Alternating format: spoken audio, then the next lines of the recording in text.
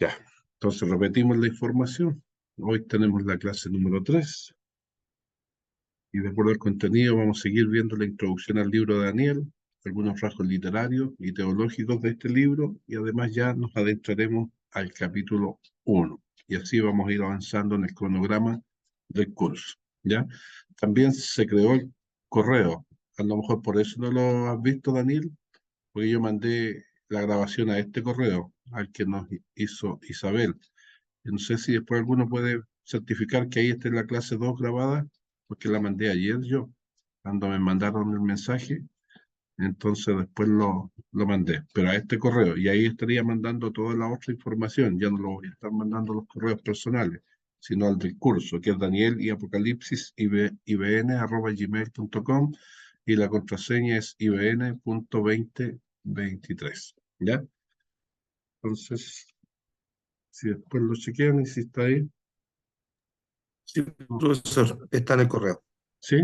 Ah, perfecto. Sí. Ya, muchas gracias. Entonces, llegó la hora de estudiar, pues en el sentido de adentrarnos ya en la materia y empezarnos a poner las pilas, porque tenemos que hacer varias lecturas, no solo de la Biblia, sino que de los libros que yo les he propuesto. En este caso, eh, el libro de Daniel de Carballosa nos sirve bastante para entender o repasar lo que veamos en clase, ¿ya? Y en cuanto a las tareas de trabajo, ya estamos hoy día en la clase número 3. La primera tarea va a ser presentar un dibujo de las visiones de Daniel del capítulo 7, pero yo les dije, ojo con eso, tiene que ser de la visión completa que tiene Daniel en el capítulo 7, no solo las cuatro bestias. Las cuatro bestias son parte de ese dibujo, pero hay siempre un poquito más. Entonces hay que leer bien el capítulo para luego presentarlo, ¿ya? Porque a veces, si ustedes ponen esto mismo en Google, le va a aparecer un dibujo, pero va a aparecer un dibujo segmentado o con parte de la visión. Por eso hay que leer bien el capítulo para que estén todos los ingredientes que el capítulo menciona acerca de la visión, ¿ya?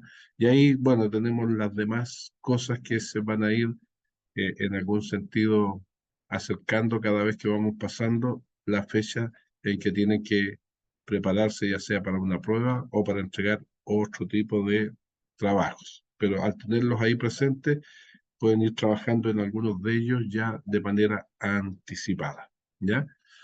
Y tener en cuenta esto que ya habíamos dicho, lo normal era que el IBN nos decía, y está en el reglamento de los alumnos, que el que no presenta la tarea en la clase asignada tiene 10 puntos de descuento, pero hay algunos alumnos que se acostumbraban después a entregar todo a última hora en la última clase y después querían 10 puntos menos. No, no es justo. Entonces, como las tareas tienen que ver con los contenidos de las clases, nos pidieron que por favor aplicáramos este tema de castigo a los que no presenten la tarea puntualmente. Si es más de una semana, 20 puntos menos. Si es más de 3 semanas, 30 puntos menos. Y si es más de 3 semanas, entonces después ya no se recibe la tarea y en esa tarea que no presentaron se pone la nota mínima, que también es misericordiosa porque no es un cero, sino que es un 30%. ¿Ya? Estas son las reglas del juego. Y el sistema de calificaciones, el 100% es 40% las pruebas escritas, 30% trabajo escrito, 20% los proyectos grupales y 10% la asistencia. Y le dije yo que íbamos a hacer 3 grupos y los 3 grupos tendrán 3 disertaciones. La primera va para la próxima clase, la clase 4, Oscar e Isabel, que les va a corresponder disertar acerca de la literatura apocalíptica. ¿Ya? Entonces después yo le voy a poner un mensaje en el WhatsApp, más o menos qué quiero que pongan, pero mínimo tiene que ser en un PowerPoint y además indicar al final la bibliografía de dónde sacaron la información, ¿ya? Y eso va a servir para todos los grupos. Y estamos entonces viendo la unidad 1, que habla de la introducción al libro de Daniel. El profeta Daniel es muy conocido por dos pasajes famosos de su libro, una cuando él está en el foso de los leones o cuando sus amigos están en el horno de fuego, ¿ya? También dijimos que Daniel es el profeta que ministra durante el exilio del pueblo de Israel. El pueblo está exiliado, Dios levanta a Daniel allá en el exilio para que entregue profecías a su nación. Y por lo tanto es un contemporáneo de Ezequiel y parte contemporáneo también de la parte final del ministerio de Jeremías, ¿ya? Entonces ahí está justo los profetas relacionados con el exilio. También dijimos, esto es importante que se lo aprendan, cuál es el tema de este libro. Y el tema de este libro es el reino de Dios reemplaza a los reinos de este mundo, ¿ya? Entonces, eso es interesante porque tiene que ir las cosas importantes seleccionándolas porque puede que esto, lo más seguro que esté en la prueba número 1, ¿ya? Así que el que tiene oídos para oír, oiga lo que el Espíritu le dice a los alumnos, ¿ya? Entonces, ¿cuál es el tema del libro de Daniel? El reino de Dios reemplaza a los reinos de este mundo. Buenos días, Oscar, que Dios le bendiga. Bendiciones, profesor. Parece que anda en la nieve, pues. Mucho frío parece por ahí, ¿no? Claro, está un poco heladito acá, con harta Ya, lluvia. sí, aquí también hay harta lluvia. Ya.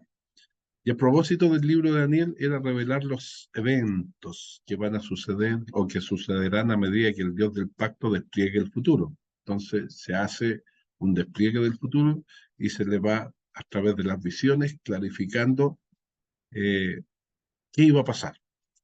Y por eso este libro es muy importante después relacionarlo con Apocalipsis, porque primero hay que entender Daniel y después Apocalipsis, están íntimamente relacionados. Es más, el libro de Apocalipsis cita bastante al libro de Daniel en sus profecías. Entonces, por eso hay una concordancia en ese despliegue del futuro que se hace y por lo tanto Apocalipsis sería un complemento de lo que parte en el libro de Daniel.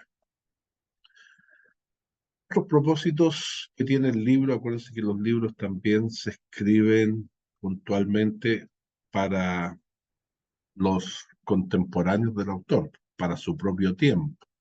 Y en ese sentido, este libro tiene como propósito alentar a su pueblo, diciéndole que su cautiverio terminaría y que el futuro sería mucho mejor.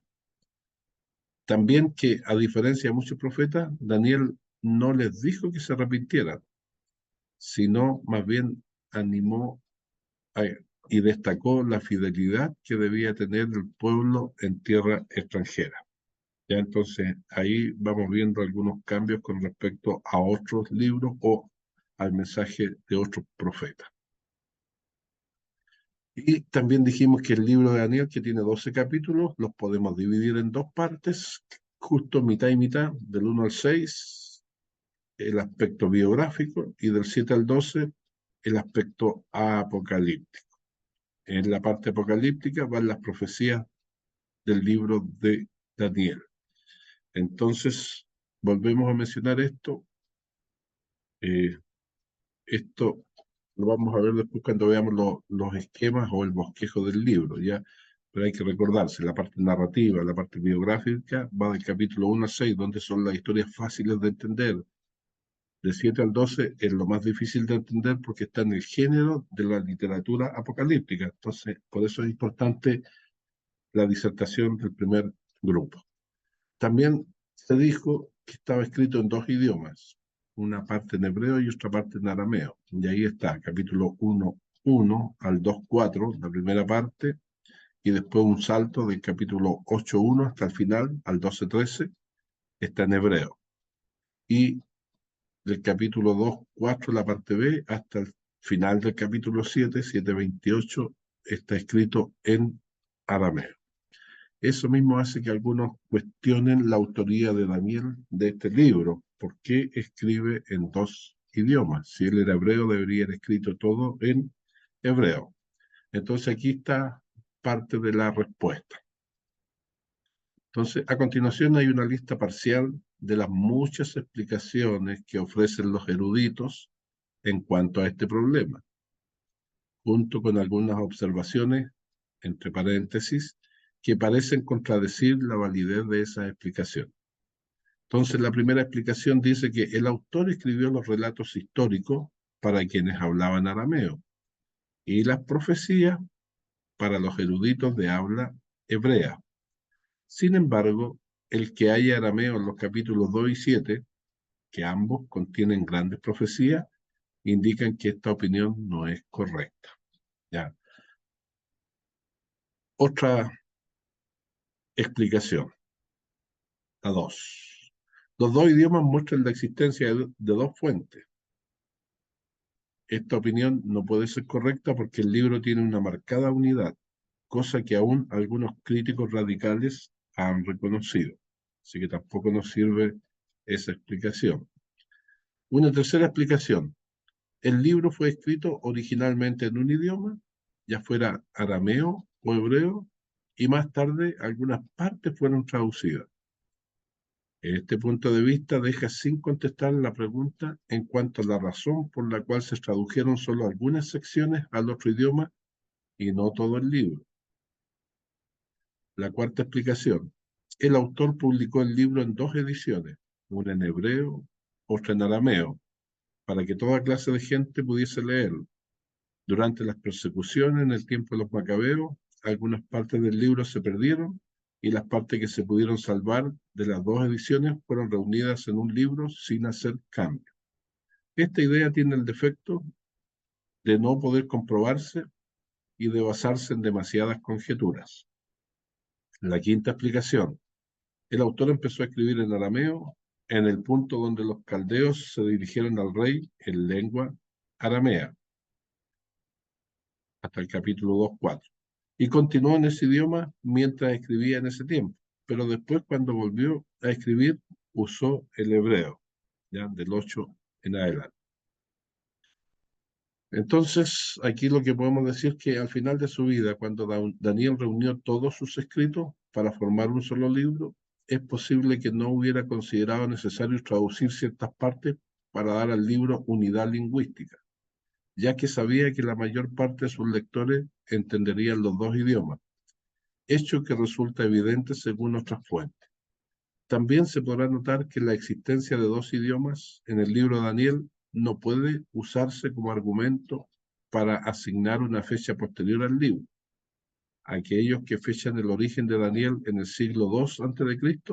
tienen también el problema de explicar por qué un autor hebreo del período macabeo escribió parte de un libro en hebreo y otra parte del mismo en arameo. Ya, o sea, persiste el problema. Entonces, lo más común es decir que la parte que está en hebreo tenía mayor interés con sus connacionales que estaban en la cautividad y la parte que está en arameo está relacionada con las visiones que se les entregan en este caso y las explicaciones en su trato con el rey Nabucodonosor, con las que tiene que ver esa sección, ya que está puesta del capítulo 2:4b hasta el 7:28. Entonces, era el énfasis de los destinatarios, una mayormente los hebreos, otra mayormente los babilonios o los caldeos que están en esa porción. Esa es una explicación más específica de este tema. Ya después vamos a decir algo más para poder ahí contestar. En cuanto al bosquejo del libro, vamos a examinarlo enseguida. Michael. Sí. Pastor, disculpe mi ignorancia, pero ¿por qué clasifican de A y B los textos? ¿Cómo se Ahí hace ve, esa es clasificación? porque los que ¿Solamente en el esquema? Cuando uno está haciendo un esquema. no, lo hacen porque no está considerado el total del versículo, es la mitad del versículo y la otra mitad, pero de repente también si uno desglosa el versículo en 3 o en 4 partes, ahí le pone A, B, C, pero en este caso la mitad del versículo tenía que ver con el primer idioma, la segunda mitad del versículo tenía que ver con el otro idioma, entonces por eso lo ponen letra A o letra B en el capítulo 2, versículo 4a o versículo ¿Ya? 4b. 4b. Esa es la La explicación que se da. diferenciación de... Muchas gracias, me quedo muy Ya. claro.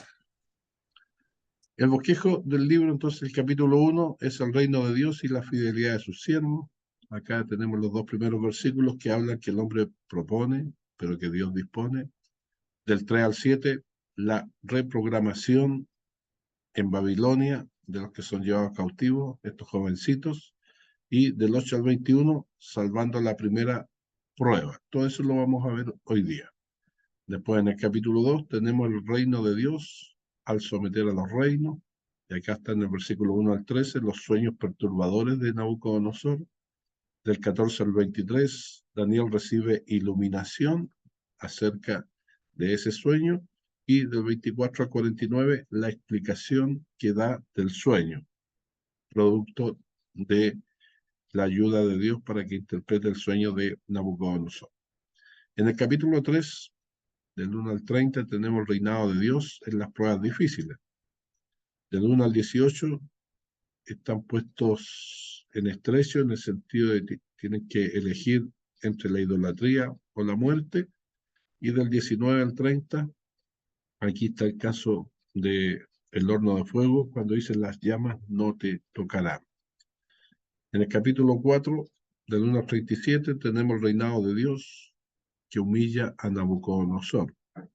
Parte de este capítulo, entre el versículo 1 al 18, el sueño que tiene el rey Nabucodonosor acerca del árbol cósmico. Del 19 al 27, una advertencia de juicio que se hace. Y del 28 al 37, Nabucodonosor humillado y sanado, producto de su humillación. En el capítulo 5, del 1 al 31, tenemos el reinado de Dios, quita a Belsasar, ya, por su atrevimiento. Parte este capítulo, versículo 1 al 9, con la escritura en la pared. Del 10 al 17, Daniel es recordado y es traído para que interprete esa escritura. Y del 18 al 31, habla del mensaje que decía ese escrito en la pared, que el rey ha sido pesado en la balanza de Dios.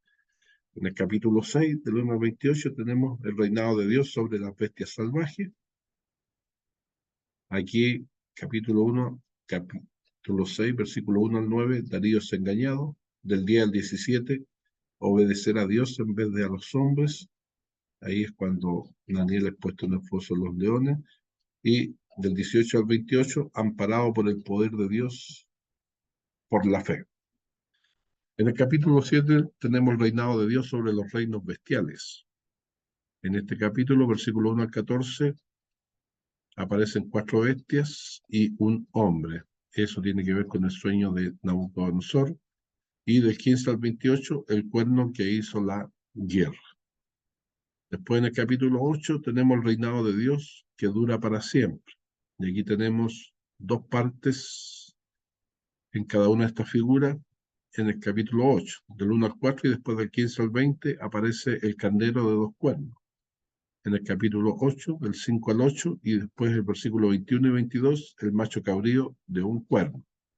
Y en el capítulo 8, del 9 al 14, y después del 23 al 27, aparece el pequeño cuerno que creció. ¿Ya? Todas esas cosas después las vamos a ver en detalle, ahora las estamos viendo a modo de resumen. Capítulo 9, el reinado de Dios fortaleciendo la profecía y la oración. Parte, versículo 1 al 3, cuando Daniel escudriña las escrituras. Del 4 al 19, la oración, un convenio de trabajo. Y del 20 al 27, otros 70.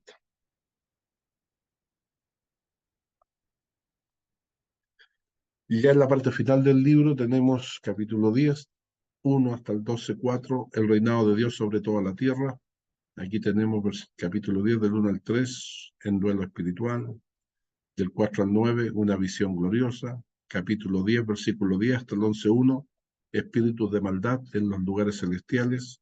El 11, del 2 al 45, los reyes del norte y los reyes del sur. Capítulo 12, del 1 al 4, las últimas cosas. Y termina el libro con el reinado de Dios y el reposo de sus siervos. Bien, vamos entonces a tipo de literatura. Esto Es importante, más la disertación que vamos a escuchar del grupo nos van a ayudar a entender el tipo de literatura que contiene este libro.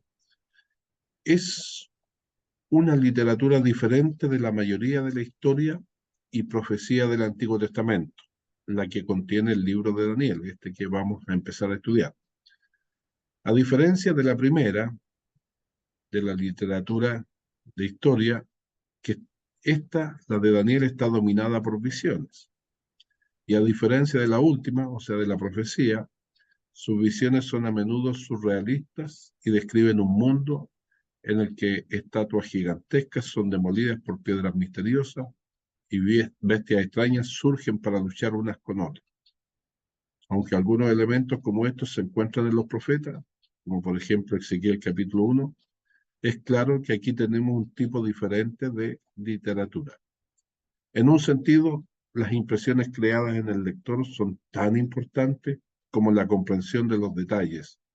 Teóricamente es posible entender estos últimos y dejar de experimentar el impacto que el libro pretende producir. Daniel comúnmente se clasifica como literatura apocalíptica, como el libro de Apocalipsis también. A semejanza de la relativamente moderna forma literaria de la novela, que empezó a principios del siglo XVIII, no surgió de la noche a la mañana la literatura apocalíptica en una forma completa, con características cuidadosamente definidas. Lo que es característico de los escritos apocalípticos, sin embargo, es que su mensaje involucra un develar. De ahí está la palabra griega apocalipsis, que se traduce también como revelación, revelar o develar. En este caso, el orden trascendente y cómo esto se relaciona con la historia conforme avanza hacia la consumación. Y tal como un develar, esta clase de literatura lleva el aviso de ven y mira en el libro de Daniel, o sea, en el libro de Apocalipsis, y también escucha y entiende, que se va a estar repitiendo en algún sentido para que se comprenda el mensaje que Dios está entregando. Ahora, argumento en contra de la autenticidad de Daniel: la supuesta existencia de tres cánones es un argumento. La postura dice que la hipótesis de la crítica es que hubo tres cánones. Uno con respecto a la ley, cerca de la ley quiere decir el Pentateuco, cerca del año 400 a.C. Otra con respecto a los profetas, cerca del 200 a.C. Y los libros de sabiduría, cerca del 100 a.C.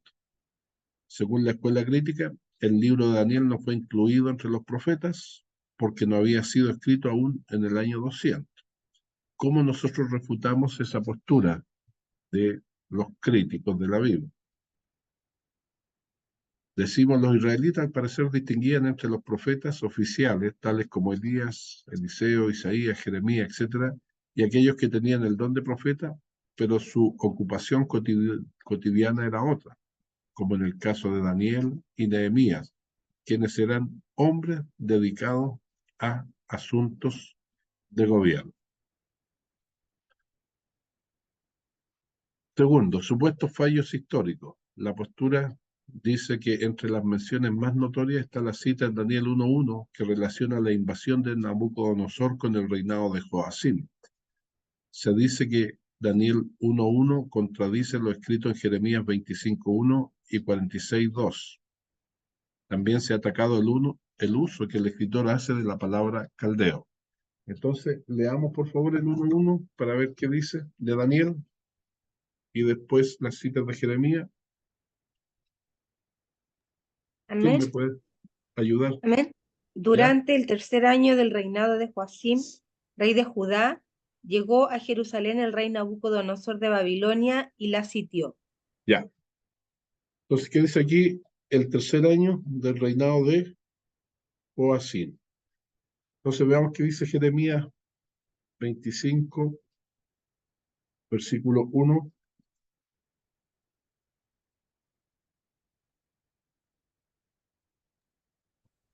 Amén. ¿Ya? Palabra que vino a Jeremías acerca de todo el pueblo de Judá en el año 4 cuarto de Joacim, hijo de Josías, rey de Judá, el cual era el año primero de Nabucodonosor, rey de Babilonia. Ya. Entonces, ¿cuál es la diferencia? Que en Daniel dice el año tercero de Joacim y en Jeremías dice el año cuarto, ¿ya? Entonces, como que hay una contradicción. También leamos el Jeremías 46:2, por favor.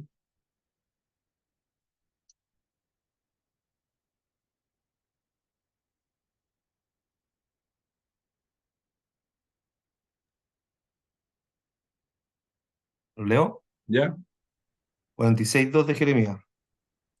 Con respecto a Egipto, contra el ejército de Faraón Necao, rey de Egipto, que estaba cerca del río Éufrates, en Carquemis, a quien destruyó Nabucodonosor, rey de Babilonia, en el año cuarto de Joacim, hijo de Josías, rey de Judá. Ya. Entonces, el tema, en este caso, del fallo histórico es que Daniel menciona el tercer año y Jeremías usa el cuarto año de Nabucodonosor. Entonces, ¿cómo refutamos eso? ¿Es el tercero o es el cuarto año de Joacim? Entonces, aquí hay que entender que desde el punto de vista babilónico, Daniel estaba en lo correcto al referirse al tercer año de Joacim, el mismo periodo que Jeremías llama el cuarto año de dicho rey. En otras palabras, ¿qué pasa?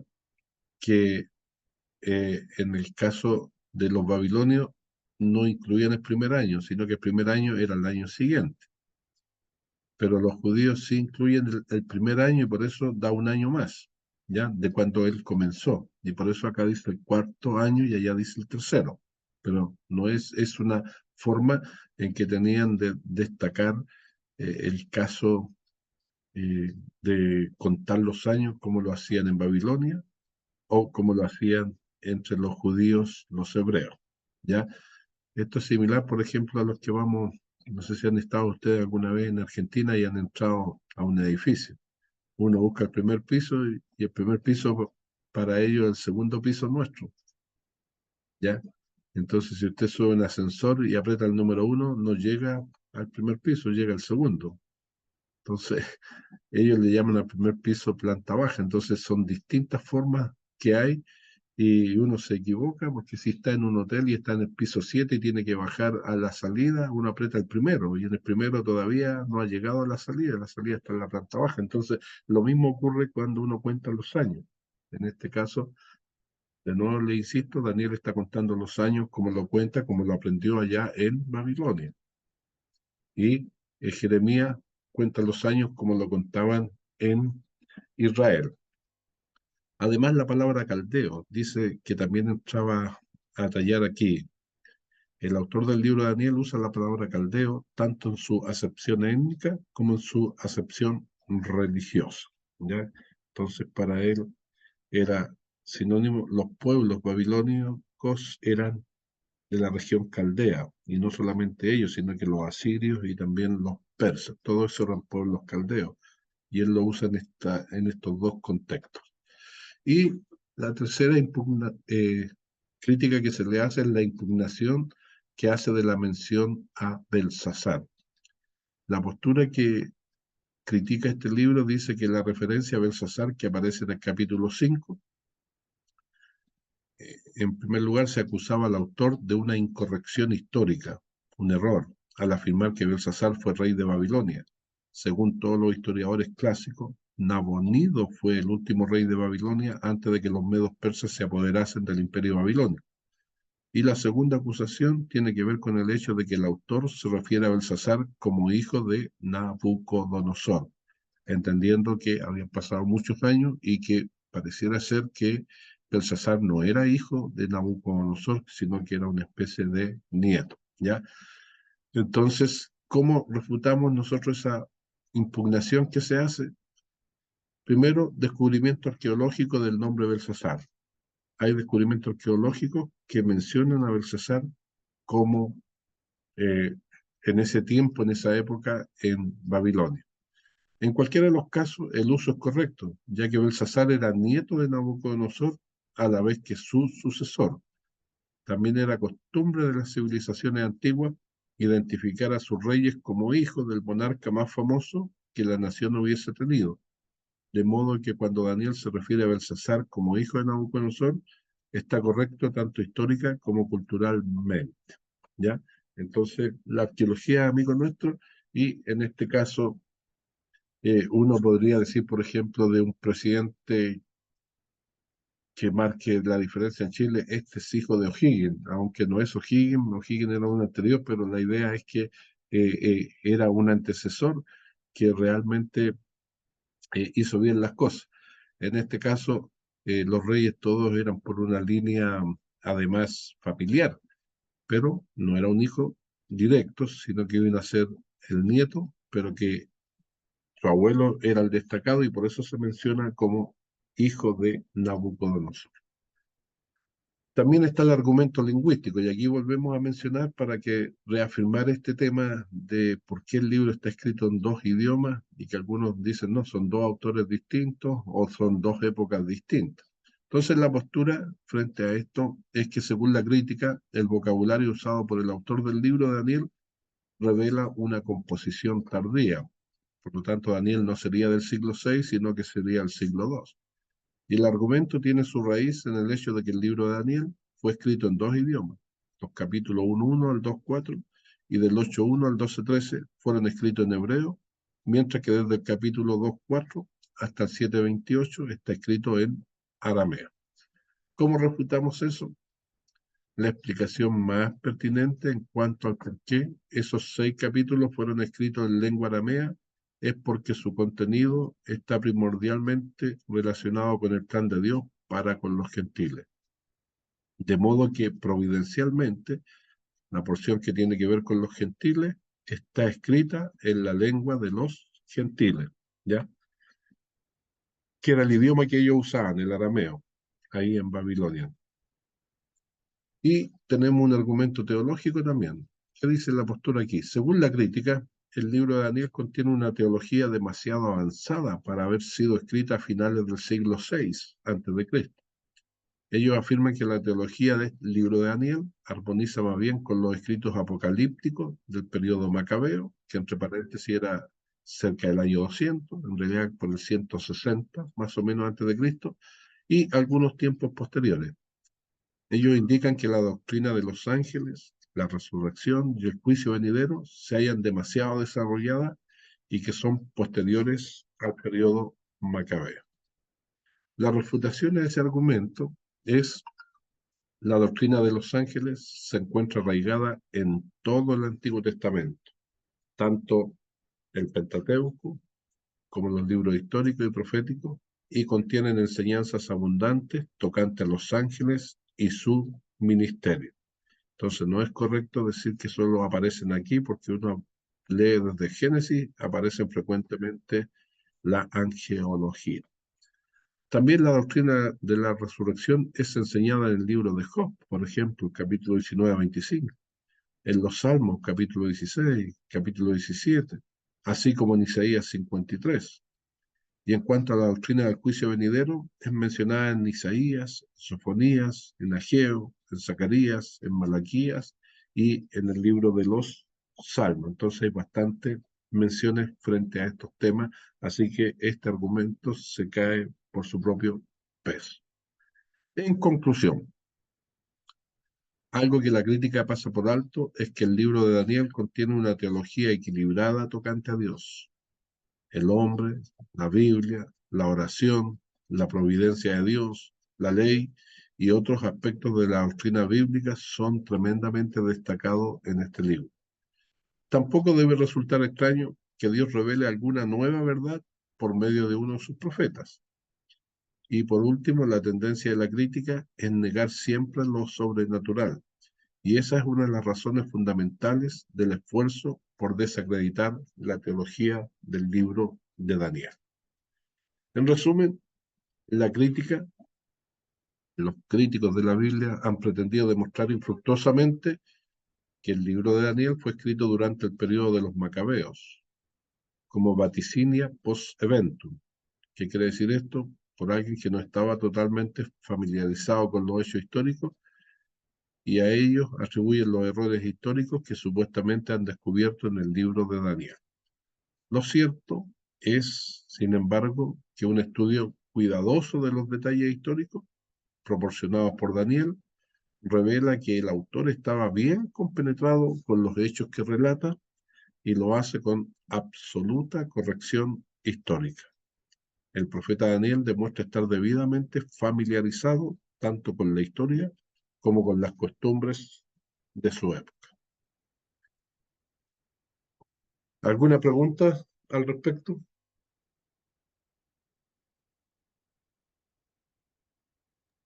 Profesor, cuando mencionó que había sido otro el último rey y no Belsasar, ahí no se compartió ningún contraargumento respecto a eso. No, lo que dicen que era Nabonido, pero lo que pasa es que a veces algunos reyes tenían dos nombres, y en este caso el que usa el libro de Daniel es Belsasar, que seguramente el que ha encontrado eh, o que encontraban los eruditos, que eran Nabonido, que después también se encontró desde la arqueología que se llamaba además Belsasar. Entonces ese es el contraargumento, ¿ya? Muchas gracias. Que la arqueología en este caso ha validado el relato de Daniel más que las críticas de los que atacaban que no era el nombre del último rey de los babilonios, ¿ya? Esa sería la respuesta. ¿Alguien? ¿Alguna otra pregunta? Sí, Esto profe.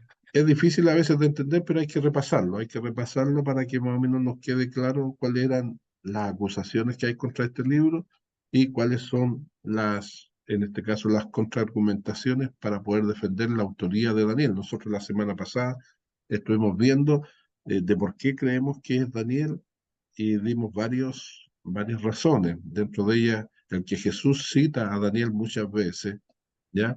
Y que los autores del Nuevo Testamento también lo hacen y se lo asignan a Daniel propiamente tal. Además que Daniel es reconocido hasta por sus contemporáneos, no solo en el Nuevo Testamento, sino que por eso otros profetas también a veces citan a Daniel como un personaje importante de la historia de Israel. ¿Sí? ¿Quién Daniel? De Daniel a Daniel, vamos. Sí, sí, profe. ¿Cuál es la raíz del idioma arameo? Son, eh, es un idioma caldeo, pues, ya. Los caldeos, les dije yo, son los pueblos que vivían cerca o a la orilla del río Éufrates y del río Tigris. Esos son los pueblos caldeos. Entonces, ellos tenían un idioma que para ellos era común después hacer estos imperios porque era el mismo idioma, el de los asirios, el de los babilonios y después el de los medios persas. Tenían las mismas raíces y era más o menos fácil moverse en ese sector porque era muy parecido el idioma. Y ese es el idioma arameo, ¿ya? El de los pueblos caldeos. No tiene nada que ver con el hebreo, ¿cierto? No, nada que ver, totalmente distinto. De hecho, si tú miras las profecías que daban los profetas cuando decían que ellos iban a ser llevados cautivos por otros pueblos que viven muy lejos hacia el oriente y que hablan un idioma que ustedes no entenderán nada. Entonces, cuando ellos están allá, tienen que aprender ese idioma, ¿ya? Y acuérdense que también vimos en algunas profecías cuando llegan ellos a sitiar Jerusalén y el rey le mandaba a decir, oye, no nos hablen en nuestro idioma, hablen en el idioma de ustedes para que la gente no entienda. Cuando llegaron los asirios, ¿ya? Ellos usaban su idioma y no entendían, pero con un intérprete hablaban el mismo idioma de los hebreos para que les echaran miedo, ¿ya? Y ahí está, era un idioma totalmente distinto que ellos no entendían, y el que no lo aprendía no lo iba a entender nunca, pues como cuando uno no sabe inglés y por más que escuche y le ponga atención, si no sabes, no sabes, no va a entender nada. Y es por esa influencia, digamos, que también hay algunos pasajes bíblicos que están escritos en arameo. Claro, Por esa porque influencia geográfica, digamos. sí, porque después cuando vuelven, esto es como en todos lados, cuando vuelven, eh, quedan palabras que trajeron los que volvieron de la cautividad que empezaban a usar, ¿ya? Y que van entremezclando los idiomas. Es como nosotros cuando decimos luquea. ¿Qué queremos decir si luquea no es ni español ni es inglés? Inglés es look, mirar. Y nosotros ya lo castellanizamos. Entonces se van usando ahí palabras sueltas y por eso en los tiempos de Jesús había muchos modismos en arameo que se usaban, ¿ya? Porque cuando llegaron, internalizaron algunas de esas palabras y las mantuvieron en el tiempo. Eso. Ok. Gracias, profe. Bueno, aquí tenemos el marco histórico del libro de Daniel, ¿ya? Entonces, se fijan, están los imperios, el de Babilonia, con el que comienza los relatos en Daniel capítulo 1, capítulo 2 sigue Babilonia, capítulo 3 y 4 Babilonia, y en la segunda columna está más o menos en qué fecha fue, qué año fue, ¿ya? Luego está Baltasar, ahí está Daniel capítulo 7, 8 y el 5. Hay una columna que habla de relatos, esa es la parte biográfica, y cuando dice visiones, la parte apocalíptica, ¿ya? Entonces, por lo menos hasta el capítulo 8 ya tenemos dos reyes de Babilonia.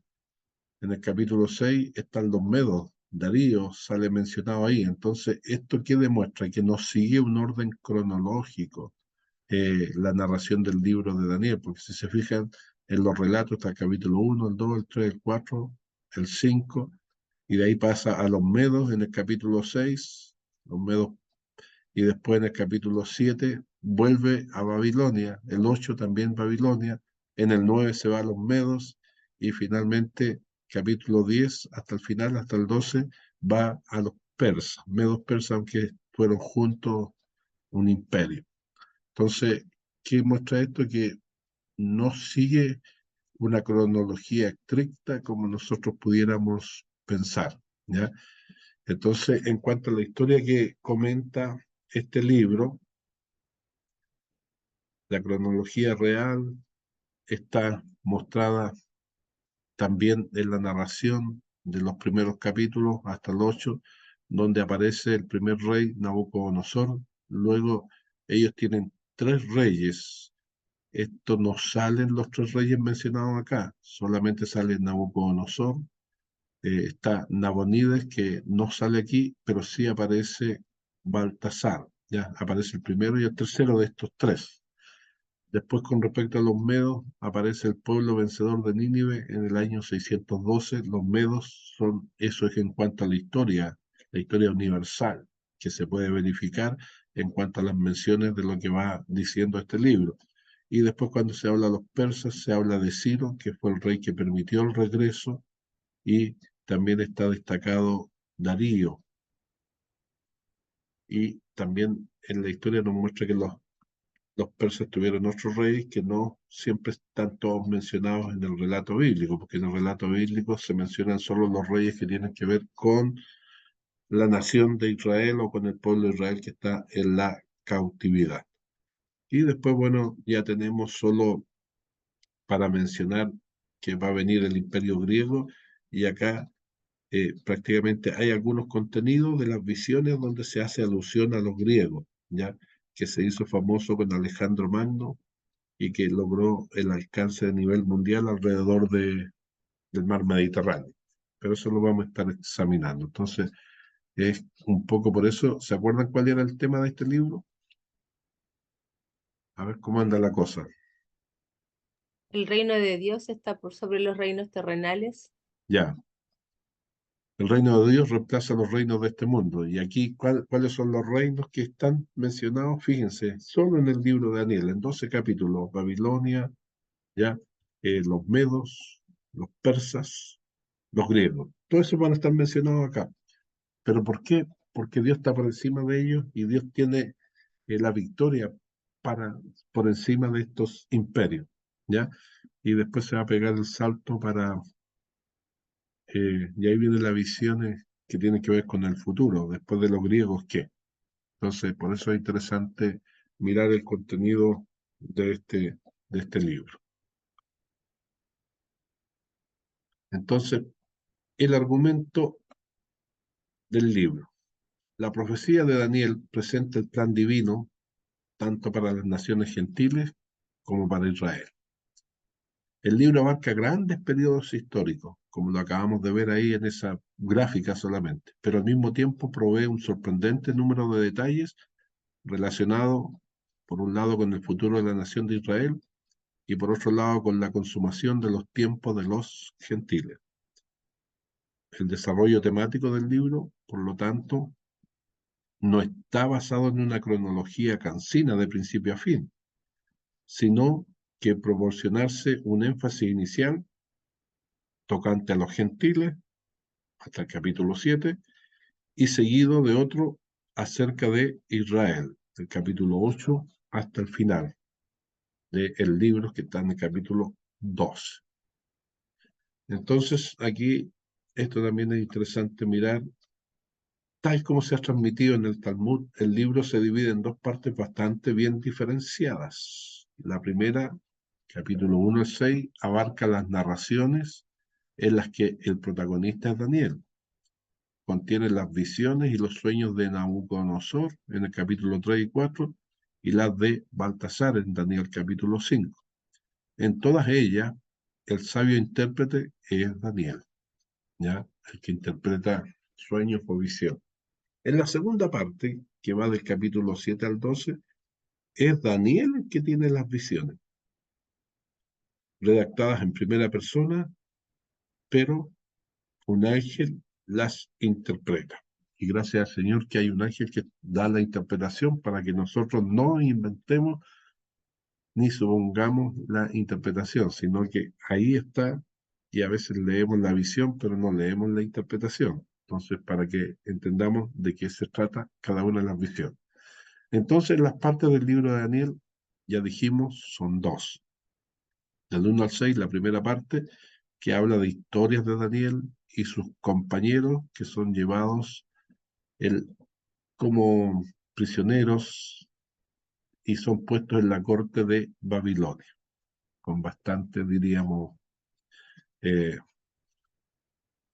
cosas buenas para ellos, porque si eran prisioneros, pero como eran de los príncipes, entonces los tratan bien y los quieren preparar para que aprendan a desempeñar liderazgo en Babilonia. Y la segunda parte, que va del capítulo 7 al 12, tenemos los sueños y las visiones de Daniel. Entonces, vamos a mirar la primera parte, la parte histórica, la parte narrativa, la parte donde aparece Daniel y sus compañeros frente a la corte de Babilonia o al reinado de Babilonia. Y en esta sección histórica, que va del 1 al 6, fíjense en esta gráfica, esto es bien en algún sentido ilustrador.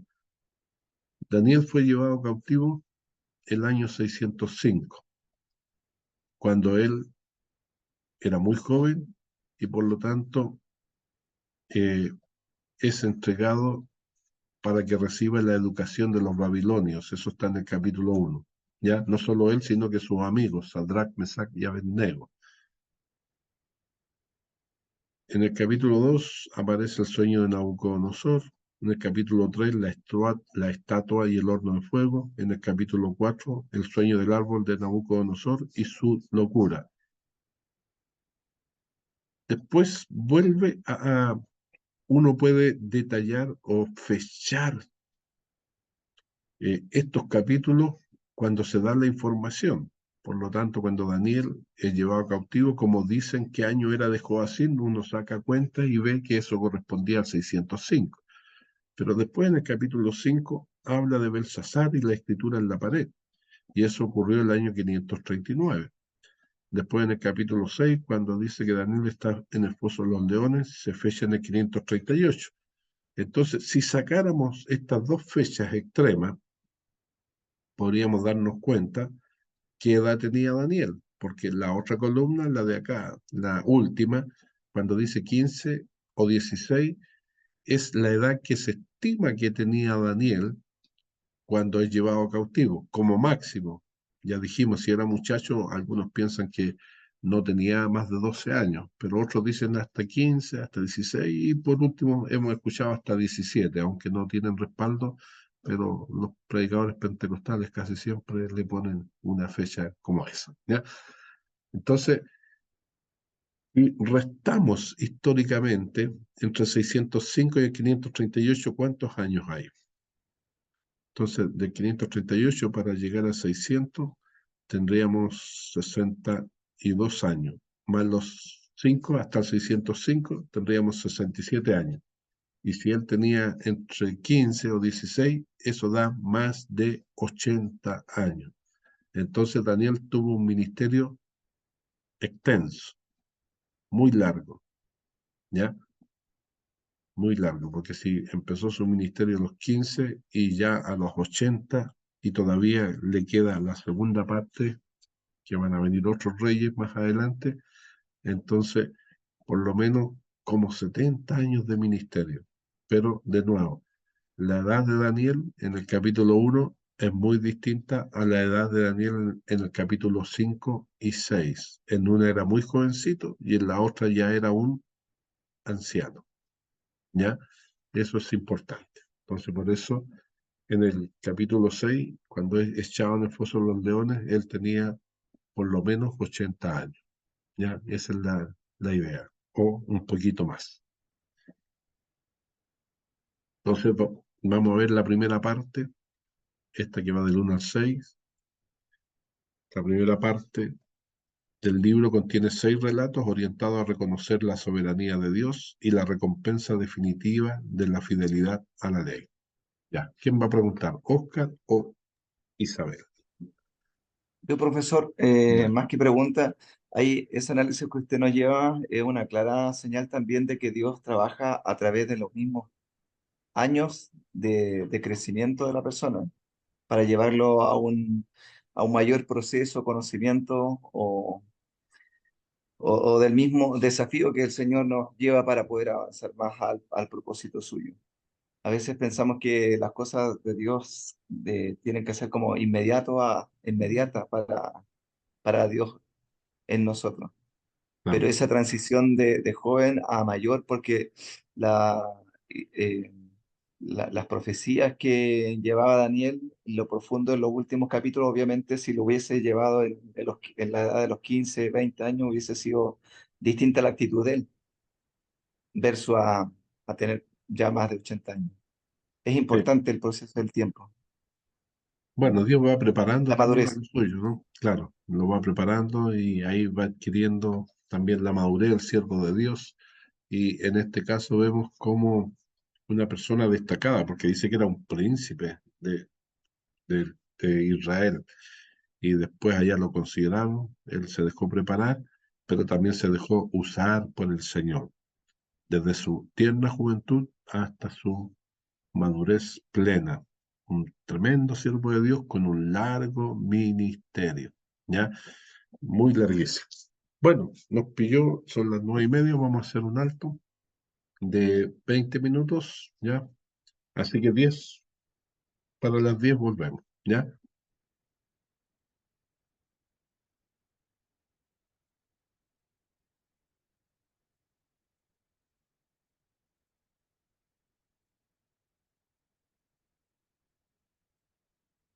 Ahí está, ahí está. Ya, gracias por recordarme. Ya. Entonces, estábamos en esta diapositiva que nos cuenta que vamos a profundizar entonces los primeros 6 capítulos, que es la primera parte de este libro, y que contiene 6 relatos. Cada relato es un capítulo orientado a reconocer la soberanía de Dios y la recompensa definitiva de la fidelidad a la ley. Y aquí tenemos, dicho bien en breve, cada uno de los contenidos de los capítulos. Entonces, en el capítulo 1, la prueba de los alimentos. En el capítulo 2, la visión de Nabucodonosor. En el capítulo 3, los jóvenes amigos de Daniel en el horno de fuego. En el capítulo 4, el sueño y la locura de Nabucodonosor. En el capítulo 5, el festín de Baltasar, festín o fiesta. Capítulo 6, Daniel en el foso de los leones. Ya, esta es la parte biográfica o la parte narrativa. Entonces, vamos a partir con el capítulo número 1, que es la prueba de los alimentos, ¿ya? Donde aparece este famoso versículo que propuso Daniel no contaminarse en su corazón. Entonces, partamos con el capítulo 1, que es la prueba de los alimentos. Es a modo de introducción una enseñanza sobre el triunfo israelita en la corte pagana de Babilonia, gracias a su fidelidad. Y aquí debemos recordar la historia de José, la de Esther o la de Daniel, que nos muestran cómo estando en lugares adversos, con otros países, con otras costumbres, ellos logran ser fieles a Dios. Entonces, Daniel en el capítulo 1 lo podemos nosotros dividir a su vez en 3 pedacitos este capítulo. En el capítulo 1 del 1 al 7, la llegada a la corte babilónica de estos jóvenes. En el capítulo 1 del 8 al 16, la prueba de la comida real. Y la parte final del 17 al 21, la sabiduría de los jóvenes judíos. ¿Ya? Entonces, en este capítulo 1 tenemos a Daniel y sus compañeros cómo son puestos al servicio de Nabucodonosor. Aquí hay un mapa que nos muestra un poquito la distancia que tuvieron que recorrer siendo llevados cautivos desde Jerusalén hasta Babilonia. También ya hemos mencionado esto, el marco histórico de Daniel está mencionado parte del libro justamente indicándonos quién era el rey y en qué año de su gobierno estaba, ¿ya? Y también cuál era el rey de Israel cuando fue llevado cautivo Daniel, y ahí menciona a Joacim. Entonces, por eso es el 605 cuando ocurre esa información. Nabucodonosor está ahí con amarillo, que era el rey del imperio babilónico, y abajo, entre ese rosado que está abajo, aparece Joacim, cuando son llevados cautivos al exilio. Entonces, esto también conviene conocerlo, y después en amarillo van a ir apareciendo los reyes que están mencionados aquí en el libro de Daniel. Mi pastor, Bo- Nabonido era lo mismo que Belsasar, ¿cierto? No, es otro. Otro. Ah, ya. O sea, algunos dicen que es el mismo con 2 nombres, pero más que nada se estima que era eh, el tercero después de esta línea, pero hubieron algunos otros ahí entre medio que no están mencionados en el libro de Daniel, porque acá en el libro de Daniel solo se mencionan los que tienen relación con el relato bíblico y lo que es el propósito del autor. ¿Ya? Belsasar sería el nieto. Pero sí, Belsasar sería el nieto y lo vamos a mencionar cuando lleguemos a los capítulos. Ahí vamos a dar un poco más de detalle de los reyes que habían en Babilonia. En la medida que vayan apareciendo, vamos a ir dando información. Entonces, ¿quién me lee estos 2 primeros versículos de Daniel? Capítulo 1 y 2. Amén. ¿Ya? Dice, durante el tercer año del reinado de Joacim, rey de Judá, llegó a Jerusalén el rey Nabucodonosor de Babilonia y la sitió. El Señor le dio la victoria sobre el rey Joacim de Judá y le permitió llevarse algunos de los objetos sagrados del templo de Dios.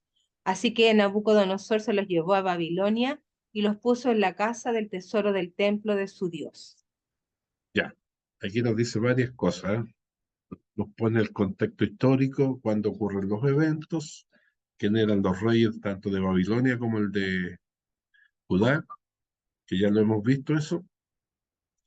Y después dice en el versículo 2 que Dios, en este caso el Señor, entregó en sus manos. Entonces era plan de Dios el que Joacim fuera puesto en las manos de los babilonios. Pero los babilonios también llevaron parte de los utensilios de la casa de Dios. ¿Y qué hizo con esos utensilios? Los trajo a tierra de Sinar, a la casa de su Dios, y lo colocó en la casa del tesoro de su Dios. ¿Ya? Entonces, indicándonos estos 2 versículos la deportación, ¿ya? El que sean llevados cautivos. El exilio es una usurpación por parte de Babilonia. El pueblo de Dios y los utensilios sagrados del templo ahora son propiedad de Nabucodonosor. Nabucodonosor ha vencido antes a los egipcios en la batalla de Carquemis y ahora toma Jerusalén y subyuga al rey que se llamaba Joacim. La noticia de la muerte de su padre, Nabopolassar, precipita que Nabucodonosor regrese a la tierra de Babilonia. Y en esta primera deportación, él lleva consigo a jóvenes cautivos de la élite de Judea. La tragedia para estos primeros cautivos es que encadenados y desarraigados, los judíos han perdido todo. Han perdido prácticamente la vida en su nación, el pasado que los conectaba con su familia y con su tierra, la esperanza también, porque cuando uno está siendo llevado como esclavo, como cautivo de un imperio conquistador, se pierde la esperanza y también pareciera ser que quieren hacer que pierdan la identidad con las normas que los babilonios les imponen a estos jóvenes cuando llegan a Babilonia, como lo vamos a ver en los versículos siguientes. En otras palabras, quieren quitarle los valores que ellos también tenían, su identidad y sus valores, y por eso termina esta gráfica diciéndonos que para ellos todo está comprometido, su fe, su familia, sus valores, su identidad. Entonces, la tragedia es que sería una minoría perdida entre la multitud. Ellos allá en tierras lejanas podrían adaptarse y llegar a ser como ellos, como los demás de la tierra de Babilonia. Y Daniel está entre ese grupo que son llevados en la primera tanda de cautivos. ¿Qué hará Daniel? Es lo que nos va a contar el capítulo 1. ¿Ya? El fin de Judá significa la desaparición de los últimos hijos de Israel. Es un destino que incumbe al pueblo elegido. En otras palabras, la tragedia implica que Babilonia ha reemplazado para estos cautivos a Jerusalén. No se puede ignorar las repercusiones religiosas de esa usurpación. El texto destaca 3 veces la apropiación de los utensilios del templo de Dios por parte de Nabucodonosor. En el fondo, esta tragedia era un juicio de Dios.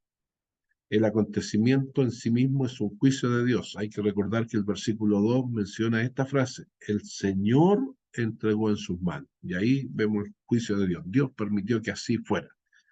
Y presenciamos de esa manera el cumplimiento de las profecías pronunciadas por los antiguos profetas de Israel.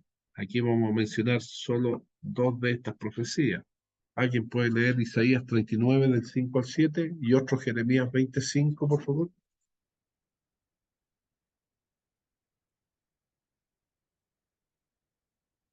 Isaías 39 del 5 al 7. ¿Cuál es el de Jeremías, profesor? ¿Ya? ¿Cuál es el de Jeremías? 25. No, acá lo tengo. ¿Ya? ¿Quién tiene el de Isaías?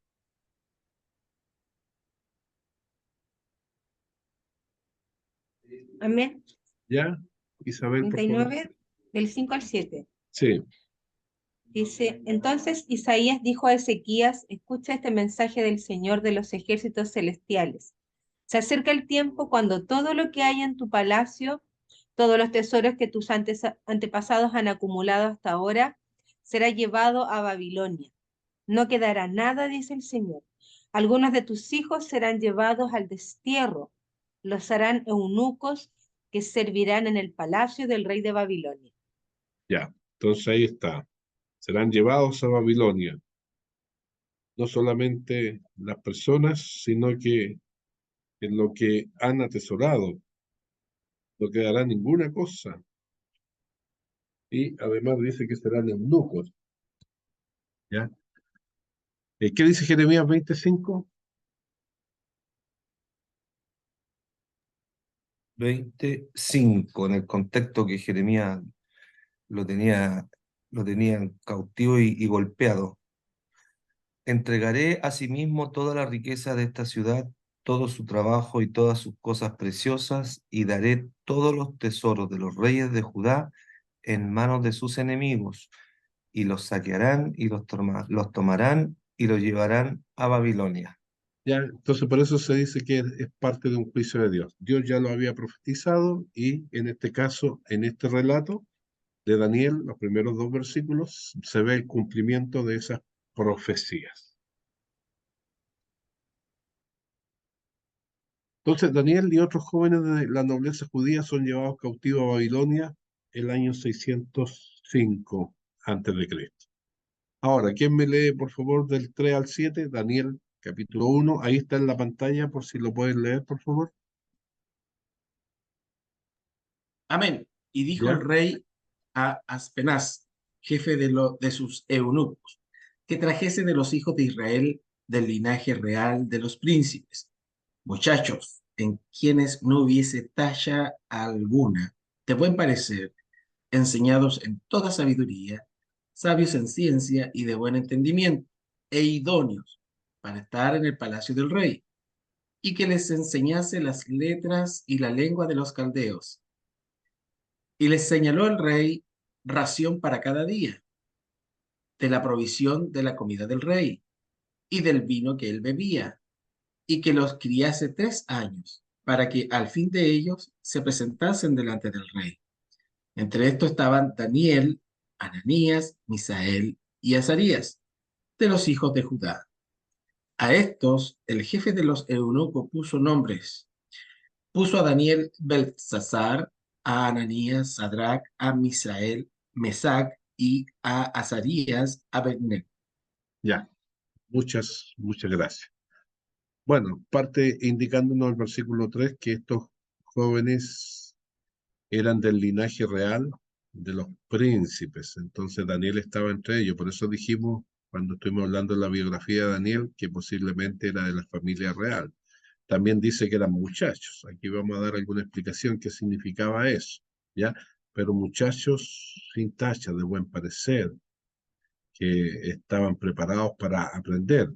Y en este caso se les dio como tarea que se les enseñase las letras, dice el versículo 4, y la lengua de los caldeos. Y además que comieran de la comida del rey. Y este plan de estudios iba a durar 3 años. Dice que se los criase 3 años para que al fin de ellos fueran presentados delante del rey. De ahí le doy la parte de la palabra, por favor. Entonces salen los nombres, Daniel y 3 de sus amigos, que se llamaban originalmente Ananías, Misael y Azarías. A los 4 se les cambió el nombre. A los 4 se les puso nombres babilónicos. Y a Daniel se le puso Belsasar. Y bueno, los amigos, uno se va a llamar Sadrach, el otro Mesac y el otro Abednego. Porque a veces estos nombres circulan en las iglesias, Sadrach, Mesac y Abednego. Pero los nombres correctos son Ananías, Misael y Azarías, más Daniel. Entonces, ojo con eso. Ya, ahora sí, ¿quién va a comentar algo o preguntar? Sí, profesor, cuando menciona de un buen parecer, ¿es literario? Porque no solamente en ellos lo escuchaban Daniel, sino que también en otros, en José, en David.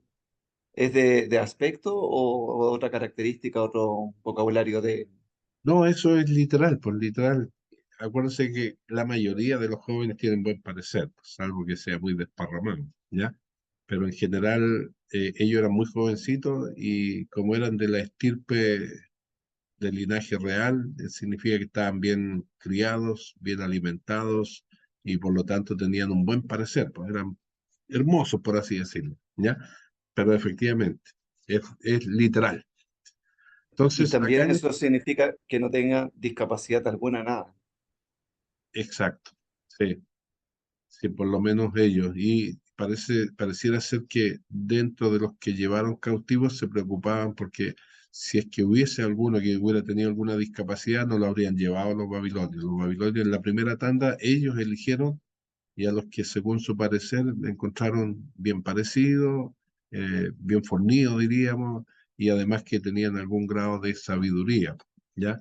Y por eso dice ahí que son y los destaca de esa manera, sabios en ciencia, de buen entendimiento, idóneos, entonces son características especiales, por eso era un número reducido los que son presentados delante del rey, ¿ya?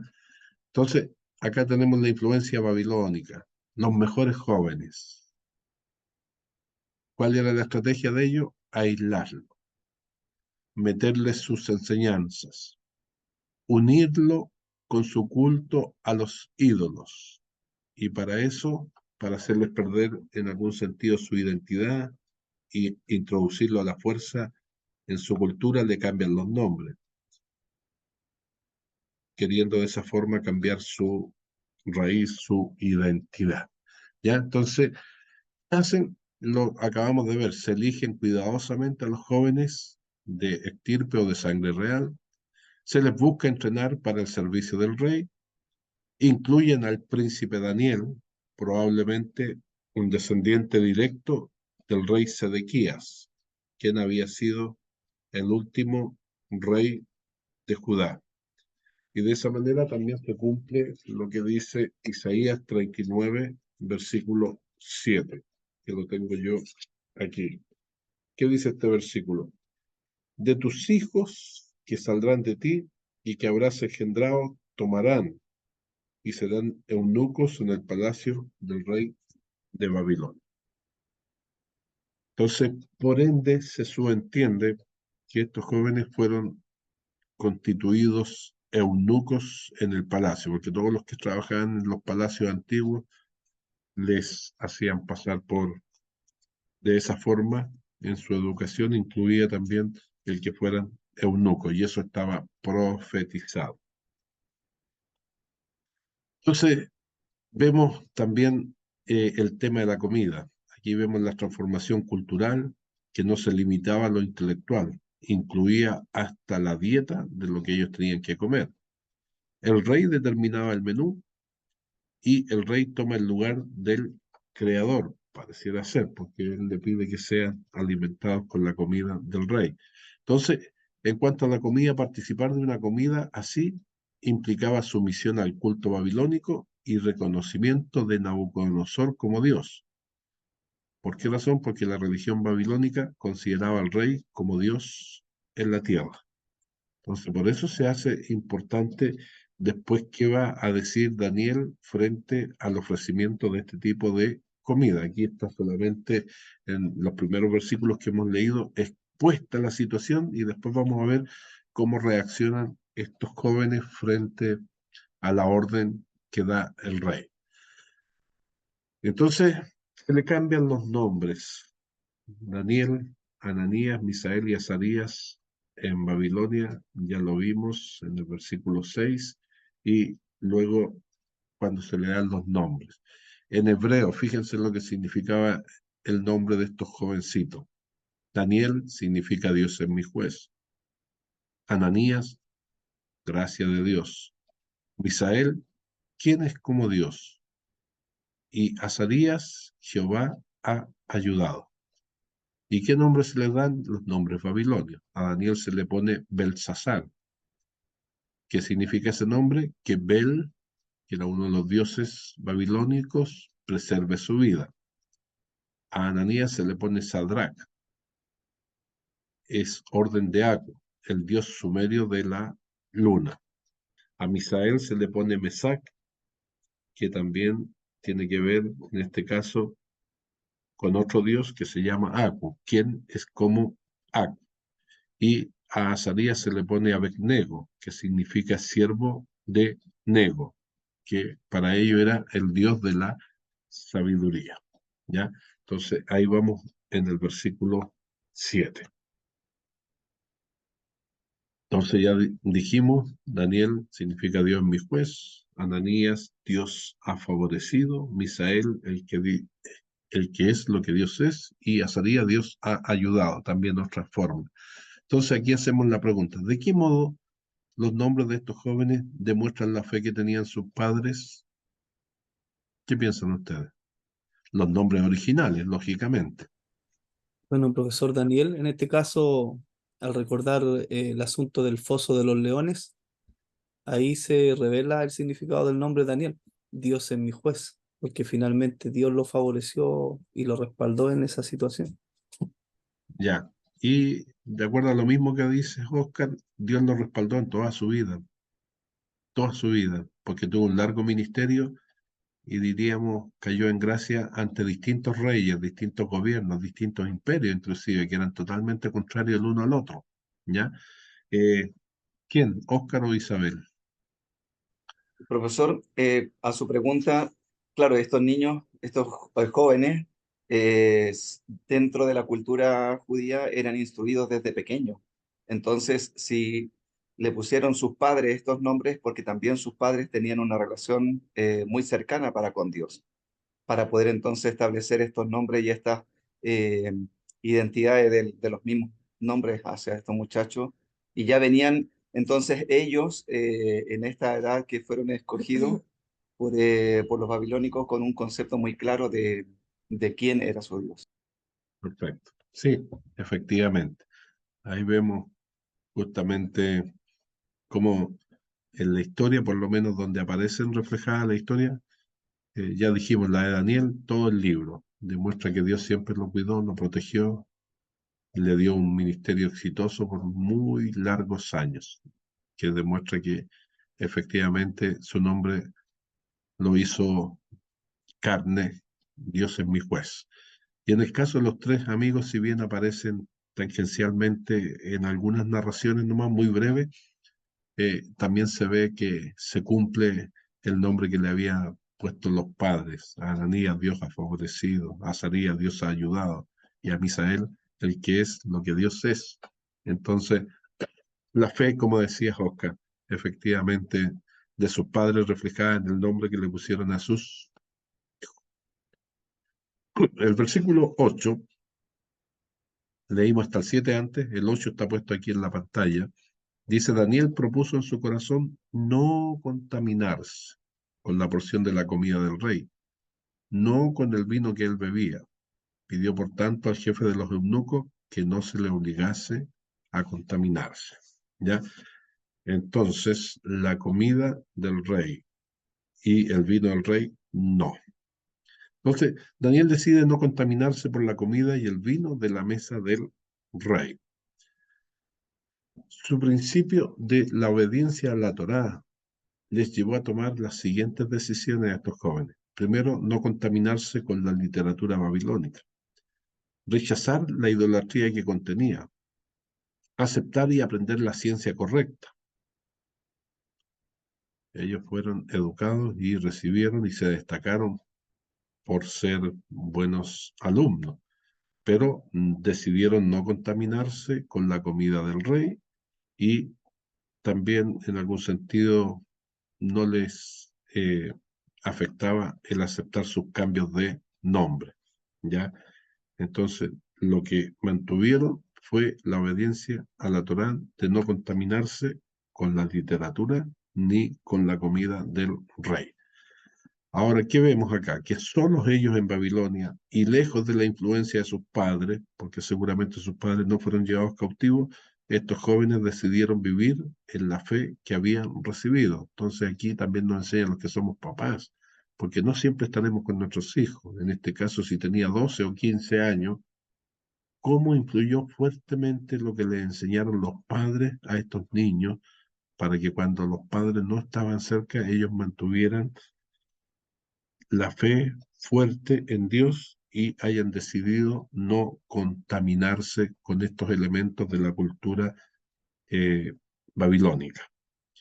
Entonces, habían cosas que no les afectaba y que podían tomar, que era la educación que ellos les daban, pero lo que les afectaba a sus convicciones no lo tomaron, ¿ya? Dice el Salmo 78, en estos versículos que tenemos puestos aquí en la pantalla, del 5 al 7. ¿Quién me lo puede leer, por favor? Dice así, profesor.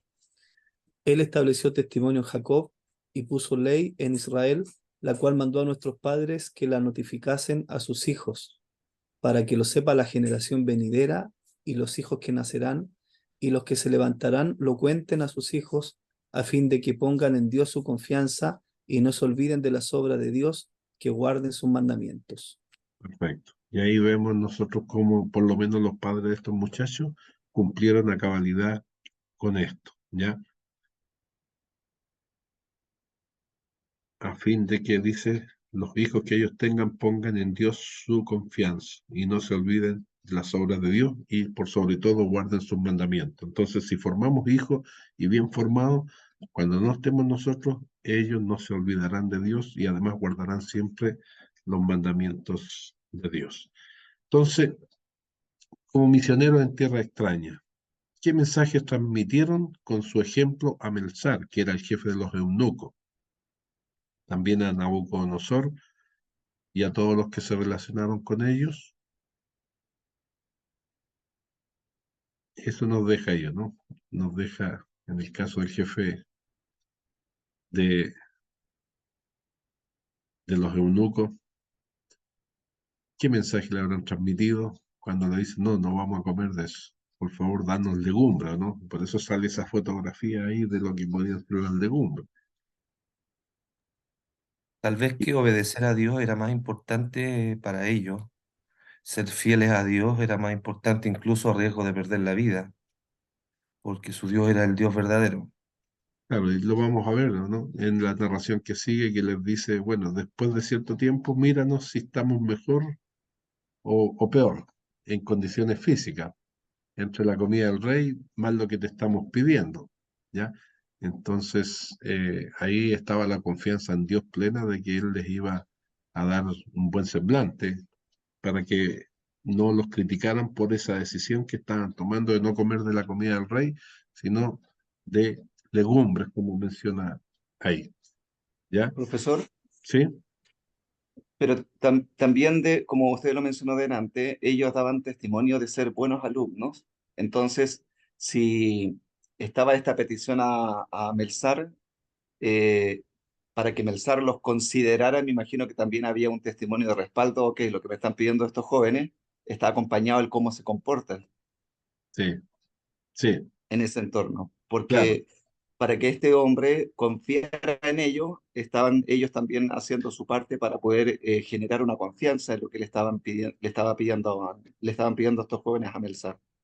claro. Y por eso Melzar también pone en juego su confianza del rey, ¿no? Dice, porque si no me va bien con esto, el primero que va a ser castigado voy a ser yo, pero finalmente como estaba Dios con ellos en esa decisión, entonces se mantienen robustos, hermosos y de esa manera no pasa piola, por así decirlo, el jefe de los eunucos, ¿ya? Claro, o No, sea, Melzar al final igual se arriesga.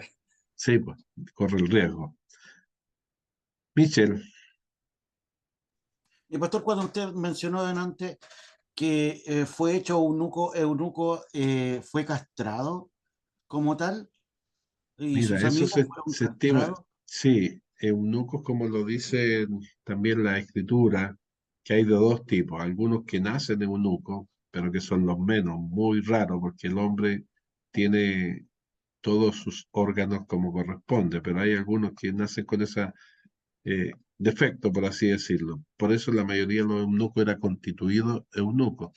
¿Qué significa eso? Eran castrados, efectivamente, para que las reinas o las princesas, porque los reyes tenían un montón de un harén de mujeres, entonces no le pusieran los cuernos con alguna de ellas, entonces hacían eso para que pudieran servir en las cortes imperiales.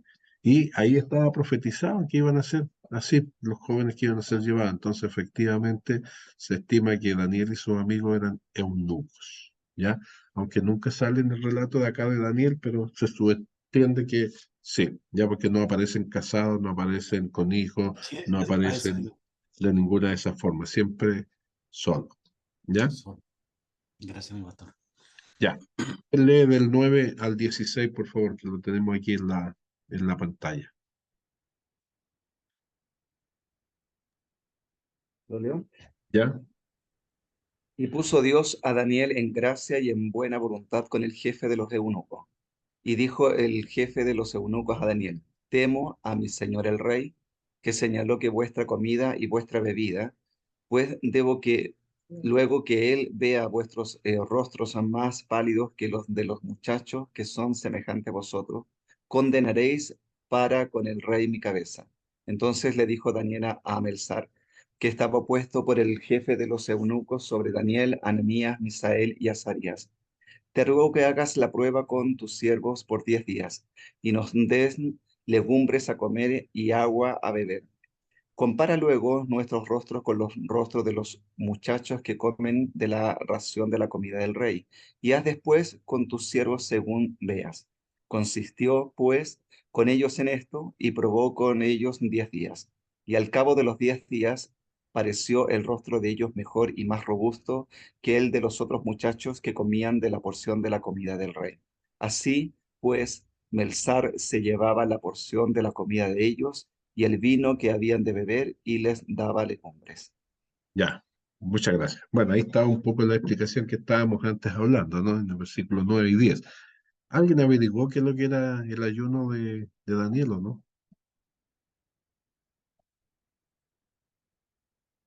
Les dije, ¿se acuerdan que les dije la clase pasada que viéramos el ayuno de Daniel? Si no lo han hecho, se los voy a dejar pendiente todavía para que lo investiguen, ¿ya? El ayuno de Daniel, que aparece más adelante, ¿ah? Pero aquí más que nada está, en este caso, la petición que dice, haz la prueba con tus siervos por 10 días, y por 10 días dennos a comer legumbres y a beber agua. ¿Cuál era la oferta? La comida del rey y vino. En cambio de eso, danos legumbre y agua. Y luego compara nuestros rostros, ¿ya? Versículo 14, consistió pues con ellos en esto y los probó por 10 días. ¿Y qué pasó? Después de 10 días, el rostro de ellos era mejor y más robusto que el de los otros muchachos que comían de la porción de la comida del rey. Entonces, ¿qué hizo Melzar? Se llevaba la porción de la comida de ellos y el vino que habían de beber y les daba legumbre. Entonces, ¿qué vemos aquí? La resistencia de estos jóvenes. Daniel responde directamente al intento del rey. El exiliado escoge comer y beber en forma diferente, pide una dieta vegetariana, en hebreo cera, y agua. En este caso ahí vimos que decía legumbres. Además de la elección saludable que él hace, la preocupación es esencialmente religiosa. Melzar, lo que leímos ahí entre los versículos 14 al 16, después que pasan los 10 días, examinó y efectivamente los jóvenes estaban más robustos y en este caso, como dice esta diapositiva, aprendió la bondad del régimen alimenticio que estaban siguiendo estos jóvenes, que se presume que era ordenado por Dios también, ¿ya? Y en la parte final, el del 17 al 21, por favor.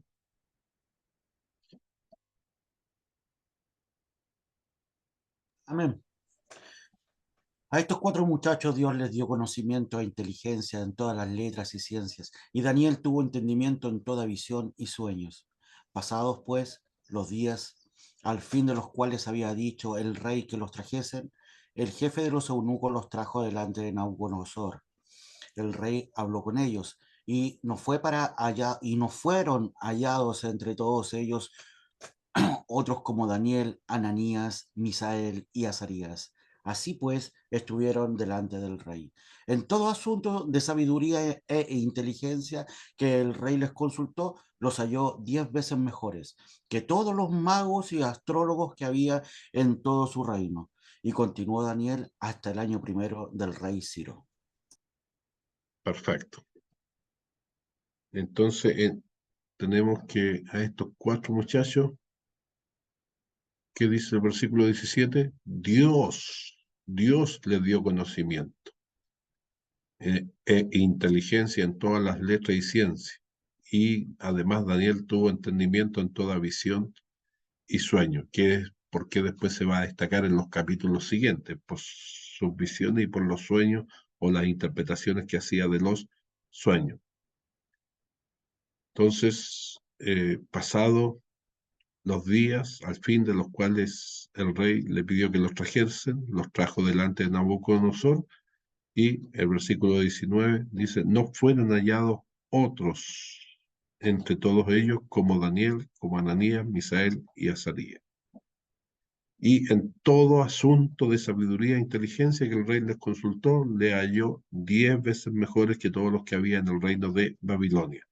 Y acá tenemos el versículo 21 que pone, diríamos, como en un solo capítulo, entre el versículo 1 y el 21, pasan más o menos casi 70 años de historia, porque el año primero del rey Ciro fue el año 539, el 538.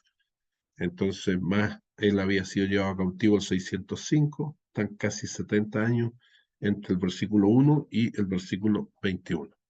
Eso es solamente un dato cronológico. Entonces, la liberación parte en el versículo 17 cuando dice que Dios interviene. Hasta ahora parecía ausente Dios de la narración, pero el versículo 17 dice, es Dios el que les da ciencia, sabiduría e inteligencia a los 4 jóvenes. Es Él quien da estos elementos importantes en la formación de una persona. Si los cautivos hebreos progresaron como lo hicieron, se deduce, por lo tanto, que es solamente por la gracia de Dios. Dice el rey, habló con ellos, y no fueron hallados en todos ellos otros como Daniel, Ananías, Misael y Azarías. Así pues estuvieron delante del rey.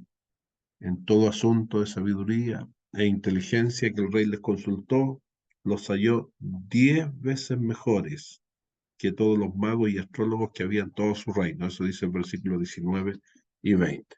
Entonces, esto se destaca. Nabucodonosor encontró a estos jóvenes 10 veces más inteligentes que el resto de sus compañeros. Entonces, acá vemos la liberación.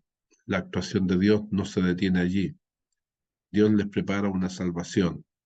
El versículo 21 hace referencia a Ciro, el rey asociado en la Biblia con el regreso del exilio y la salvación de Israel, como se menciona en 2 de Crónicas 36, 21 al 23.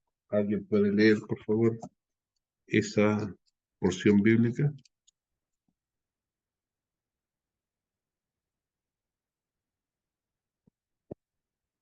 Segunda de Crónicas 36, 21, Amén. ¿ya?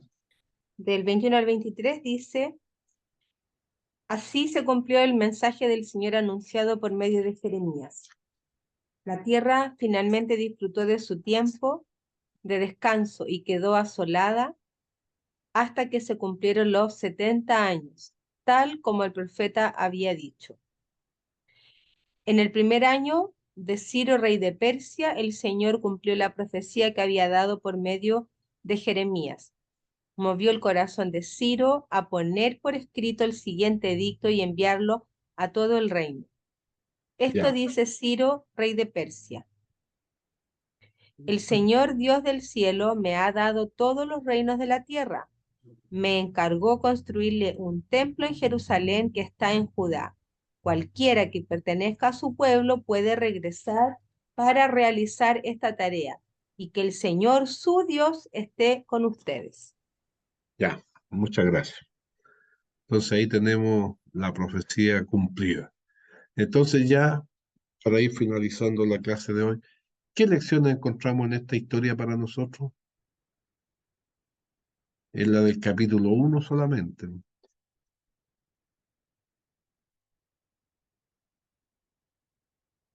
Una lección que mencione cada uno, ya para sacar por lo menos lecciones que son lo que están acá. Mi El pastor, resultado de la convicción. Ya, a ver, Oscar. Y la fidelidad de estos jóvenes, o sea, una lección grande es que ellos dan a conocer el nombre de Dios en un lugar donde estaba rodeado del paganismo, y ellos con todo lo que hacen comienzan a dar a conocer eh, el nombre de Dios entre todos ellos, y es claramente loable la actitud de fidelidad de ellos, de determinación, y hay uno la lección que saca, que independiente de las adversidades que uno esté viviendo, el justo va a seguir siendo justo, y nada va a ser excusa, porque Daniel tenía, y los jóvenes tenían cientos de excusas para haberse olvidado de Dios, para haber dejado todo, para haber eh, haberse dejado cautivar por todo lo que había en el imperio babilónico, pero ellos mantuvieron su fe a pesar de que tenían muchos motivos para haber dejado su fe, sin sus padres, sin su familia, lo perdieron todo y sin embargo ellos eh, mantuvieron su esencia espiritual, así que eso es una gran lección para nosotros en este tiempo. Gracias, Oscar. El otro Oscar. Profesor, ¿Ya? O que, Isabel. Vamos. que principalmente para mí como madre, la importancia de transmitir los valores a mis hijos de la fe Ya. desde pequeñito y sabiendo y teniendo la convicción de que no van a transar porque ellos no solamente, bueno, no solamente transmitirlo, sino que también que ellos los vean en la práctica, en mí, que yo estoy practicando también esos valores y eso a ellos les va a dar esa convicción y tener la seguridad de que no van a transar. Creo que para mí es una lección importante, el construir lo que yo estoy construyendo en mi intimidad, en mi hogar. Para mí es una lección tremenda es. Ya. Y con la seguridad de que yo Sí. los envío, como dice el mismo Jesucristo, los enviamos como ovejas en medio de lobos. Para mí eso es una lección tremenda en esta cultura, en este tiempo, en esta temporada que estamos viviendo. Porque yo justamente tengo dos hijos adolescentes, tenemos de 15 y 16 años. Eso, Bueno, profesor. ya. Oscar, su marido. Sí, el resultado de mantener una convicción. Creo que eso es importante para Dios cuando nosotros nos comportamos a esa altura. Porque más tarde que temprano, Dios se respalda cuando nosotros vamos moviéndonos en esa convicción. Y el fruto de, se desarrolla en el tiempo. Me llenó mucho el entender una vez más que Dios trabaja en el tiempo y no como a veces nosotros queremos, las cosas Bueno, instantáneas. esa es como la imagen que se ve ahí, ¿ah? Ya mostrando cómo Dios, con el paso del tiempo, de los años, Él siempre está actuando y tiene el control, ¿ya? Porque a veces pensamos que Él pierde el control. Gabriel, Bueno, buenos días a todos. Eh, Medito también en la providencia de Dios, que a pesar de que Él haya también tejido este plan de tomar los cautivos al pueblo de Judá, cómo aún así dentro del castigo Dios no los abandonó. Dios estuvo con ellos, porque su plan, claramente establecido con Abraham, era detenerlos en la tierra que les prometió. Y de alguna manera el Señor quería también, sin duda, cumplir ese acuerdo que él hizo con Abraham, cuidando y proveyendo lo necesario, manteniéndolo, porque se sabía de que más adelante, como lo dijo Jeremías, que solamente iba a durar 70 años el cautiverio, iban a volver a la tierra y Dios proveyó de jóvenes que iban a perpetuar el la tradición, la costumbre, el rito, el culto a Jehová en las tierras extrañas. Eso me llama mucho la atención, profesor. bien, muchas gracias. Daniel, ¿tienes alguna aquí para compartir? Sí, que queda alguna, dice usted. Siempre quedan algunas. Sí, no, la verdad es que el libro de Daniel es maravilloso ver cómo la mano del Señor, a ver, para empezar se cumplen las profecías, ¿cierto? De Jeremías, de Isaías, se va cumpliendo todo lo que Dios ha predicho, ver la provisión de Dios, la providencia de Dios también en la vida de estos jóvenes y destacar, por supuesto, el tema del legado, o sea, que nosotros podamos transmitirle a nuestras generaciones que estemos en la circunstancia que estemos, estos niños les cambiaron los nombres incluso, pero la identidad que los relaciona con su Dios sobrepasa cualquier tipo de influencia externa. Y esto se ve respaldado por los milagros que Dios hizo a través de ellos. Entonces, entender que no solo Dios es un Dios intelectual, sino que es un Dios que obra en el tiempo, en el espacio, y que hace milagros y que lo hace hasta el día de hoy. Dios es un Dios poderoso y que su reino está por sobre los demás reinos. Eso. Bien, muchas gracias. ¿Y Michel está por ahí o no? Sí, mi pastor, acá estoy. Ya, Eh, ¿qué bueno, le a mí cu- me pareció muy importante, mi pastor, que la formación de los padres, el discipulado, la enseñanza, que tan profundo fue en ellos. Y recordemos que el pueblo de Israel a los 12 años ya eran responsables, los jóvenes ya de llevar la ley. Entonces, ¿cómo, si ya estos eran jóvenes entre 12 a 16 años, fueron formados de tal forma en que ellos pudieron seguir en estos caminos, a pesar de que, si los colocamos en el contexto, como lo dice Jeremías, que había una decadencia moral, el sacerdocio estaba totalmente, pero eh, eh, eh, se había alejado mucho de la voluntad del Señor, por eso venía al cautiverio. Entonces, estando en Jerusalén, ¿cómo se lo pudo dar esa doctrina a los príncipes, a los que fueron llevados en el primer retorno, en la primera cautividad? cautividad?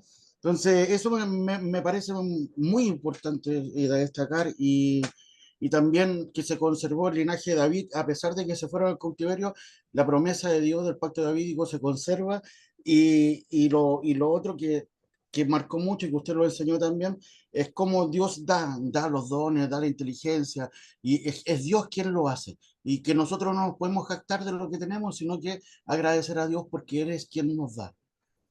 Bien, muchas gracias. Entonces aquí tenemos algunos principios que rigieron la vida de estos cuatro jóvenes. Algunos tienen que ver con lo que ustedes decían. Y bueno, solo en el capítulo 1 vemos la obediencia a la ley de Dios. Ellos propusieron no contaminarse. Pero después vamos a ver cómo hay otros principios que van a continuar apareciendo, como por ejemplo dejar sus problemas en manos de Dios, lo que sale en el capítulo 2. La obediencia a los 10 mandamientos en el capítulo 3. La costumbre de orar continuamente en el capítulo 6. ¿Ya? Que demuestran en algún sentido las cosas que ustedes mencionaron, como era la fidelidad de Dios se ve reflejada en el cuidado de sus hijos, también la crianza de los padres, los pocos años que lo tuvieron, que queda reflejado en la actuación de estos jóvenes en la historia del capítulo 1, que después va a quedar reflejado en los capítulos siguientes, cómo mantienen su fe, mantienen sus convicciones y también mantienen en algún sentido su confianza en Dios. Gabriel, ¿iba a mencionar algo más? No se había quedado la mano arriba, la bajé. Ah, ya, perfecto, gracias. Eso sería por hoy día. Esta clase te la voy a mandar porque esta no la había mandado, ¿eh? Ya esta la voy a subir al correo, así que ahí estaríamos ya con la clase de hoy. La introducción, capítulo 1. La otra semana ya entramos en tierra derecha con los sueños, con las visiones. En este caso, los primeros sueños son los de Nabucodonosor, pero la interpretación también tiene un significado profético importante que nosotros aprendamos. ¿Ya? Así que gracias por estar el día de hoy, un día lluvioso, frío, helado, pero que tengamos un lindo día y que Dios nos acompañe el resto, sobre todo mañana en nuestras actividades. Casi todos los que están aquí son pastores, así que ustedes saben, pueden faltar toda la iglesia menos el pastor. Ya, ¿quién primero? Óscar o Isabel y después Daniel. Vamos a hacer sopaipilla. Gloria a Dios, qué bueno, ¿eh? Profesor, Sí, profesor, me llama la atención uno, bueno, acá se mencionan justamente los cuatro nombres de los cuatro muchachos, pero también qué importante es la relación que ellos, entre ellos construyen para poder entonces tomar decisiones en conjunto y sostenerlas. Creo que también eso habla bien de relacionarse ellos y fortalecerse justamente de ir, ok, vamos en esta parada y vamos a todo claro, porque los tiraron al horno y los tiraron a todos.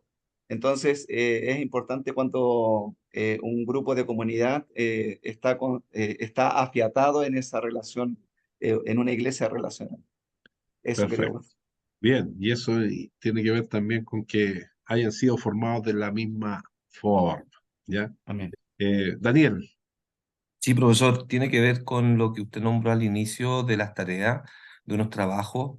¿Eso usted nos va a dar las indicaciones en el WhatsApp o ahora? no, en el WhatsApp, para que las Sí. tengan todos. Ya, Con ya les voy a escribir. fecha y todo. Sí, Ya, perfecto. Eso. ya, eso. Bueno, que tengan Muchas un buen día. gracias. Dios les bendiga Igualmente. y a disfrutar la Bendiciones a sopaipilla, todos. entonces, Óscar y Isabela. Compártanse unas pocas, aunque sea virtualmente. Que Dios les bendiga. Tienes que subir la foto de la sopaipilla después. Sí, pues por lo menos, ¿ya? Para justificar. Ya, Dios les bendiga. Buen día para todos. Chao, chao.